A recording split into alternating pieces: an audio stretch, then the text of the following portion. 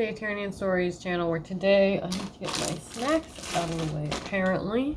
Some Skittles back there, don't worry about that. Hair's looking okay. Anyways, so we are at the end of week 3 of NaNoWrimo, and so I wrote on the 14th, and then after that I got far too busy to write, which is, I mean, it's kind of unfortunate. But today, instead of talking about how my writing is going, I really just want to talk about my story in more detail, and like what my process for writing this novel has looked like for the last 4 years that I've been working on it, and maybe a little bit of why it's taken so long to write it and whatnot. So this novel actually started as a writing prompt that my best friend at the time and I wrote back and forth on. We were just kind of doing like a little writing exercise thing. And the prompt was to write about the life of a vampire who must give blood rather than drink it in order to survive. And eventually, both of our lives got too busy to keep up with the story we had started, so I put it down for a few months. And then I came back to it, reading over all that we had written, and decided I wanted to make this into an actual novel because I loved the story that we had crafted thus far, which really wasn't that much. I think it was maybe like 20 or 30 pages in Google Docs, where now it's like 380 something pages. I think it's right here, the little multicolored dude right here. So I did pick it back up for a few years off and on and used it for the NaNoWrimo event that happens every year in November. So kind of like this one, but in November, where it is the goal to get the 50K in 30 days, whereas in Camp NaNoWrimo, you can choose what amount of words you want to write, which is really cool.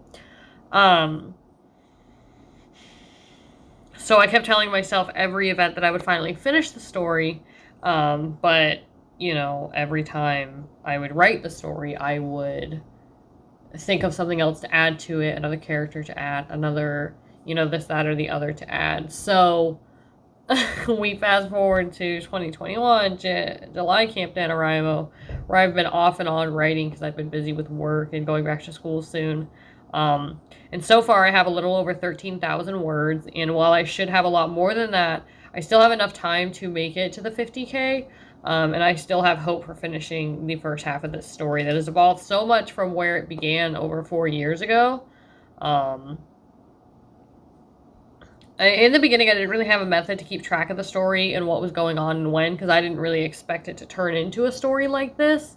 So soon it got longer and longer, and I made a really simple spreadsheet on Google Drive to keep track of what part each of us was working on, and had a separate document to keep track of the storyline and what the characters were up to, you know, their own plots, their own, you know, character sheets and stuff like that.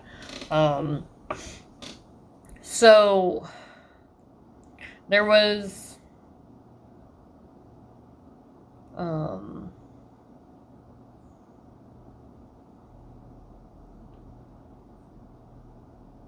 okay. After coming back to this on my own, I kept a separate notebook of the story because at that point I was changing a lot more about the story and I was adding a lot more to it, and making it into a novelization instead of just like this small story that we wrote just to have a fun time. I printed what I had written up to that point because I needed to make notes all over it. If I were to share it now, it would look pretty crazy actually, but it was very important to the process to be able to mark up those pages as much as I had. From there, I began to rewrite the story into something more cohesive and really started to think about the characters, what their motives were, that kept the story moving. And then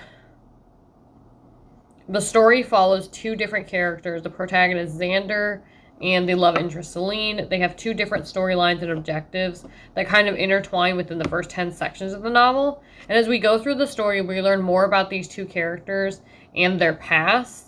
Xander has a lot more of a past than Celine, obviously, because he's like 100 years, way more than 100 years older than her. Almost like 200 years older than her, because she's only like 17, maybe turning 18, or maybe she just turned 18. I know he just turned 180. See, even now, 4 years later, I don't know everything about my story. So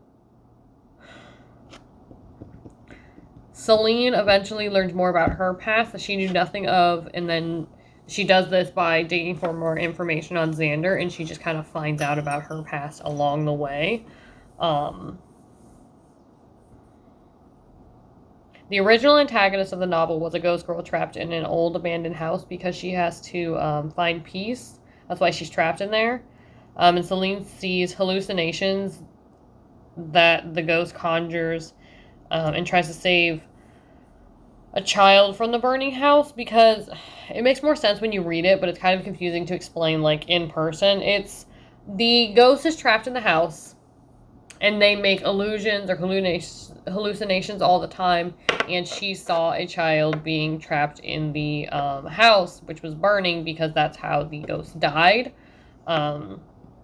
Xander lives close by and saves Celine, but she contracts a sickness called weasel bumps, which is kind of like chickenpox, but on the inside, and it can kill you. So your insides get really itchy, and it's not a good time, for sure. It's just not a good time.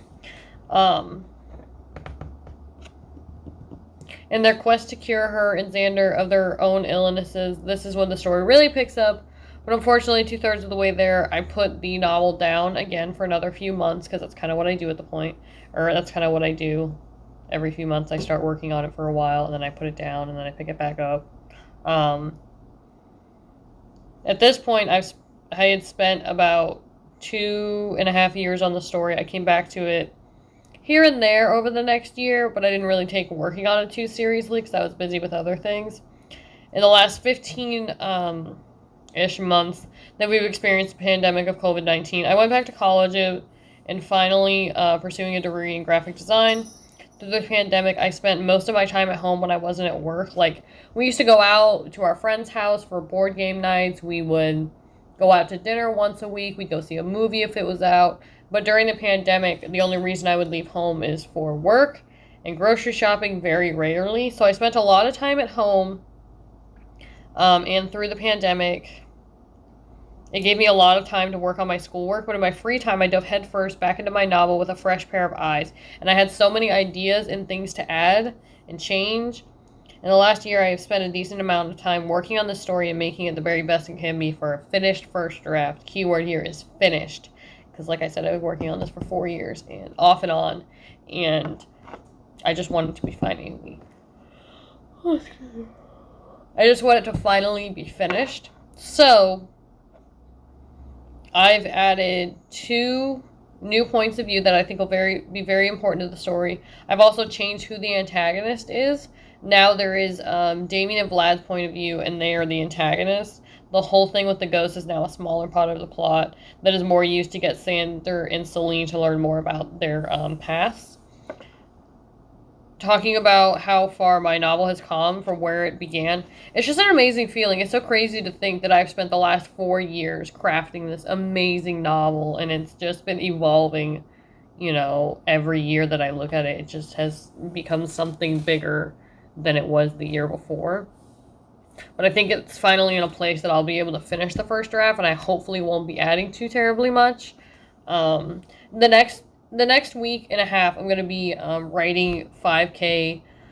Trying to write 5K every day, probably closer to 3 will be my goal, but if I get to 5, that's pretty sweet. Because I actually just made a video on how I want to write more words per session, and session that I'm writing, so more words per hour, I guess I would say. And I've found that tiny sprints with little breaks is very important and very helpful for me getting further in my writing. Mostly I just want to make it halfway through the novel by the end of the month. And now that I'm getting to the part where Xander and Celine meet for the first time, the novel is going to start to pick up and it'll be a lot easier to write. I feel like the problem I'm going to have is stopping writing for the day. I'll be like, I'll just write one more page, and then 20 more pages later, I'm going to stop. So I'm really excited to see where the story goes and see it finally finish. And I'm going to make another print, not like this one. I want to make one that looks like an actual book. I think that would be absolutely amazing to have. I should make a paperback book for each draft of the novel, and then the finished one I'll have like a finished novel, and then I'll do that for each one. That would be really cool to do, but I will let you guys know when I do finish it and when I print the, or have the book part printed, and it looks like a little book, which I'm going to mark the crap out of. But that's fine. Having it as a little book will be really cool. So let me know down below what writing you guys have been working on, how long you've been working on it, what part of the process you're in. You know, all of those things. Let me know down below, and I will see you guys in the next video. Bye.